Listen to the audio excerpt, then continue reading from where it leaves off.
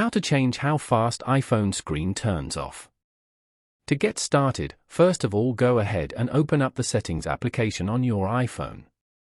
Once you're here, scroll down and tap on the Display and Brightness option. This section lets you manage your screen's appearance, including brightness, text size, and other visual settings. On this page, scroll down and find the Auto Lock option, then tap on it.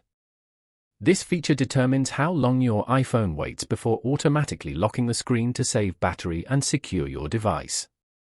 You will see a list of time intervals ranging from 30 seconds to 5 minutes and a never option. Simply tap on your preferred duration to select it. A blue checkmark will appear next to your choice, confirming the new setting. Following these steps, you can easily change how fast iPhone screen turns off. Thank you for watching. Please leave a like if this tutorial helped you, or leave a comment below if you have any questions related to the video.